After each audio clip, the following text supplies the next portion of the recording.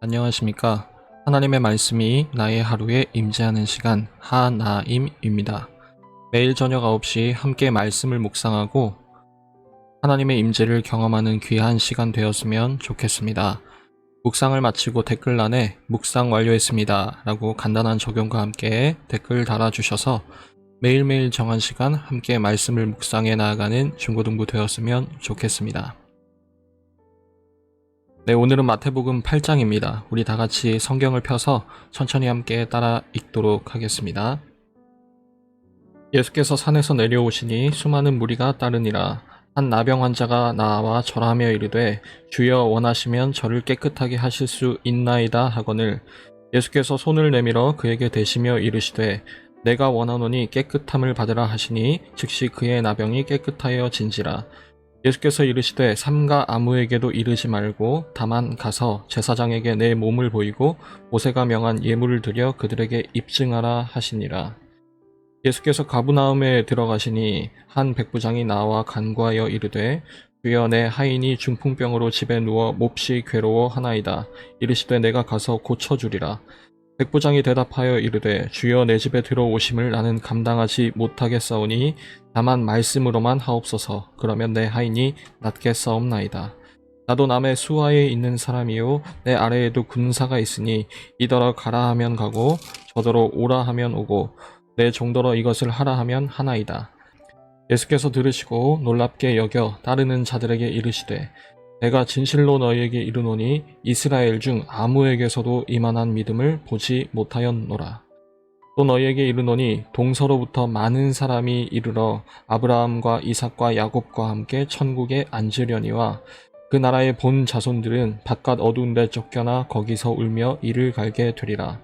예수께서 백부장에게 이르시되 가라 내 믿은 대로 될지어다 하시니 그 즉시 하인이 나으니라. 예수께서 베드로의 집에 들어가사 그의 장모가 열병으로 앓아 누운 것을 보시고 그의 손을 만지시니 열병이 떠나가고 여인이 일어나서 예수께 수종들더라. 저물매 사람들이 귀신 들린 자를 많이 데리고 예수께 오거늘 예수께서 말씀으로 귀신들을 쫓아내시고 병든 자들을 다 고치시니 이는 선지자 이사야를 통하여 하신 말씀에 우리의 연약한 것을 친히 담당하시고 병을 짊어지셨도다 함을 이루려 하심이더라. 예수께서 무리가 자기를 애워싸는 것을 보시고 건너편으로 가기를 명하시니라. 한 서기관이 나와 예수께 아뢰되 선생님이여 어디로 가시든지 저는 따르리이다. 예수께서 이르시되 여우도 굴이 있고 공중의 새도 거처가 있으되 인자는 머리 둘 곳이 없다 하시더라. 제자 중에 또 한 사람이 이르되 주여 내가 먼저 가서 내 아버지를 장사하게 허락하옵소서. 예수께서 이르시되 죽은 자들이 그들의 죽은 자들을 장사하게 하고 너는 나를 따르라 하시니라. 배에 오르심에 제자들이 따랐더니 바다에 큰 놀이 일어나 배가 물결에 덮이게 되었으되 예수께서는 주무시는지라. 그 제자들이 나와 깨우며 이르되 주여 구원하소서 우리가 죽겠나이다. 예수께서 이르시되 어찌하여 무서워하느냐 믿음이 작은 자들아 하시고 곧 일어나사 바람과 바다를 꾸짖으시니 아주 잔잔하게 되거늘 그 사람들이 놀랍게 여겨 이르되 이가 어떠한 사람이기에 바람과 바다도 순종하는가 하더라.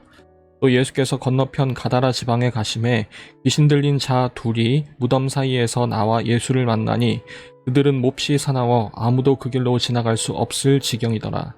이에 그들이 소리질러 이르되 하나님의 아들이여 우리가 당신과 무슨 상관이 있나이까? 때가 이르기 전에 우리를 괴롭게 하려고 여기 오셨나이까 하더니 마침 멀리서 많은 돼지떼가 먹고 있는지라.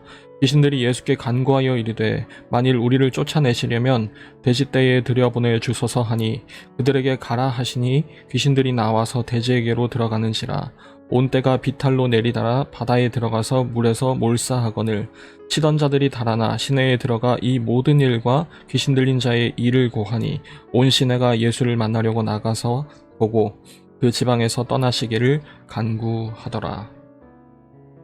우리는 어제까지 산상설교에 대해서 함께 나누었습니다. 5장부터 7장까지 왕으로 즉위하신 예수님께서 그 취임 연설로 하신 길고 긴 설교를 통하여 하나님의 나라가 어떠하며 그 백성인 우리는 어떠한 삶을 사는지에 대해 살펴볼 수 있었습니다. 그리고 그 엔딩은 예수님이 전한 이 말씀이 당시 율법을 수호했던 서기관들보다 더 나은 권위, 하나님 나라의 권위를 보이신 것에 거기 모인 무리가 놀라는 장면으로 마무리됩니다. 그런데 참 공교롭게도 이 산상설교 전후로 매우 비슷한 장면이 마치 데칼코마니처럼 나타납니다. 5장 직전에도 예수님은 많은 사람들에게 병도 고쳐주시고 귀신도 쫓아내주시는 등 기적을 베푸시는데 오늘 8장에서도 그러한 내용이 이어지기 때문입니다. 단 하나 차이가 있다면 오늘 8장은 하나님 나라의 권위가 선포된 직후라는 사실입니다. 그렇기 때문에 오늘 이야기를 보면서 단순히 기적이 일어났다는 사실 하나로 우리에게도 이런 기적을 베풀어 달라는 식으로 말씀을 가볍게 읽지 않았으면 좋겠습니다. 우리에게 요구되는 합당한 시선은 아마도 이것일 것입니다. 과연 예수님이 가지신 그 권위는 이제 어떻게 나타날 것인가? 오늘 이 8장을 통하여 단순한 우리의 문제 해결보다는 하나님 나라의 권위를 가진 예수님께 우리의 시선과 초점과 마음이 모아졌으면 좋겠습니다. 먼저는 사회적 낙인이 찍힌 소외된 자들의 이야기가 등장합니다. 마태복음의 주된 독자층이었던 유대인들이 볼 때 여기에 등장하는 나병 환자, 그리고 이방인 백부장, 또 베드로의 장모였던 여인은 다 신분상으로도 소외되었었던 자들이었을 뿐더러 그들은 모두 병이라는 문제를 가지고 있었습니다. 당시 이 병이라는 게 죄 때문이라는 인식을 갖고 있었던 만큼 유대인 독자층이 보기에 이 사람들은 감히 상종도 못할, 가까이 할 수 없는 사람들이었던 것입니다. 특히 이 나병 환자의 문제는 심각했습니다. 신명기 말씀에도 있듯이 이 사람에 대한 전반적인 인식은 죄 때문에 저주받은 존재라는 것입니다. 당시 유대인들의 기록을 통해 보면 이 나병의 치료가 심지어 죽은 자를 살리는 것보다도 더 어려운 것으로 간주될 정도였으니까 말입니다. 나병 환자 본인 역시도 그만큼 심각한 죄의식에 억눌렸었을 것입니다. 그런데 그 어려운 것을, 불가능한 것을 예수님이 고쳐주시죠. 백부장 역시도 그 미움받는 시선 가운데에서 예수님의 도움을 받습니다. 예수님의 권위 앞에 무릎을 꿇은 것이죠. 비록 사회적으로나 신분적으로 환영받지 못하는 사람이었지만 그는 왕의 권위 앞에 무릎 꿇었던 사람이었습니다. 왕 앞에 무릎을 꿇는 것, 그것은 백성의 모습이었습니다. 그래서 예수님은 이 백부장의 모습을 믿음과 결부해서 이렇게 칭찬하십니다. 이스라엘 중 아무에게서도 이만한 믿음을 보지 못하였노라 라고 말이죠. 베드로의 장모 역시 당시 여인이라는 약자의 신분에 있었습니다. 게다가 이 열병이라는 것 자체도 유대인들의 눈에 보기엔 마치 죄로 인한 징벌로 여겨졌던 것들 중에 하나였습니다. 결격사유 투성이인 이 삶에 예수님이 찾아오셨음은 당시 엄청난 충격이었습니다. 단순히 기적을 경험했던 것 때문이 아니라 아무런 자격도 아무런 조건도 갖춰지지 않은 죄인이 메시아를 영접한 사건이기 때문입니다. 그래서 마태는 이 사건들을 요약하기를 이사야 53장의 말씀을 다듬어서 이 고난의 종이자 이스라엘의 왕이신 예수님께서 우리의 죄로 말미암은 병들을 친히 짊어지시고 우리의 연약함을 친히 담당하셨다고 표현하고 있는 것입니다. 이어지는 두 잠재적 제자에 대한 예수님의 요구도 우리는 눈여겨보아야 합니다. 다소 무리한 요구인 것 같지만 예수님의 의도는 분명합니다.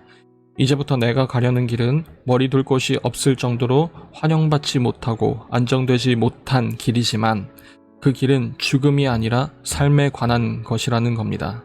이 길로 따라오는 자, 즉 지금부터 예수님과 함께 배에 타게 될 자들은 제자로 불릴 것이며 남겨지게 될 자들은 여전히 무리들로 남겨지게 될 것입니다.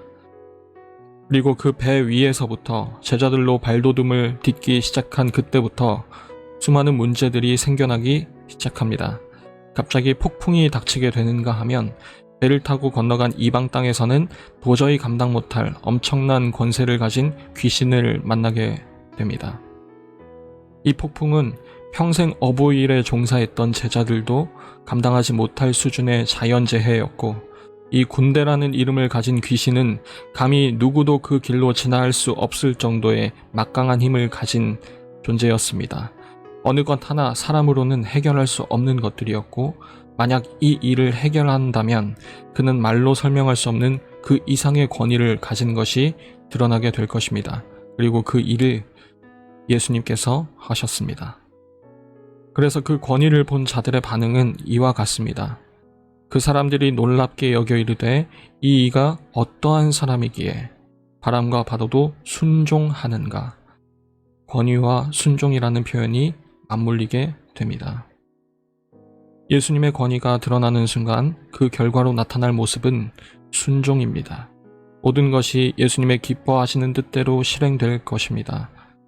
그 순간은 또한 동시에 귀신이 가장 바라지 않는 순간이기도 합니다.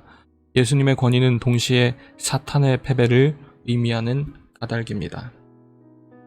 하나님의 백성의 안전함의 보장은 바로 이것에 있습니다. 폭풍이 발생하지 않는 것이 아닙니다. 폭풍이 몰려와도 예수님의 권위를 이겨낼 수 없다는 데에 우리의 안전함이 있습니다. 우리가 감당할 수 없는 문제가 우리를 애워쌀 때 우리의 평화는 그 문제를 스스로 해결함으로 얻어지는 것이 아니라 그 문제조차도 예수님의 기쁘신 뜻을 방해할 수 없다는 것을 인정할 때 얻어지는 것입니다. 흔들림 없는 우리의 정체, 예수님의 그 강한 권위의 팔로 붙들려 있는 우리의 모습을 보는 것, 그것이 모든 문제의 해결일 것입니다. 그렇기 때문에 우리는 오늘 하루 이렇게 기도했으면 좋겠습니다. 하나님, 오늘 하루의 삶도 지켜주셔서 감사합니다. 우리는 연약해서 제자들처럼 우리가 감당할 수 없는 사실들이 우리를 애워쌀 때 겁을 먹겠지만 그때 주님의 품에 안겨 있는 것을 우리가 깨달을 수 있도록 도와주세요. 그 어떤 것도 예수님의 권위를 이길 수 없음을 생각나게 해주시고 그것을 신뢰해서 더욱 예수님을 붙들 수 있는 믿음을 주세요. 권위가 선포되었음에도 원하는 방식대로 해결되지 않는다고 예수님께 불평하고 예수님을 쫓아냈던 저 가다라 지방 사람들 같은 모습이 아니라 주님의 권위에 기꺼이 무릎 꿇을 수 있는 백부장의 믿음을 허락해 주세요 라고 말입니다. 매일 저녁 9시 하나님의 말씀이 나의 하루에 임재하는 시간, 오늘은 이것으로 마치도록 하겠습니다. 모두들 평안한 밤 되시길 바랍니다.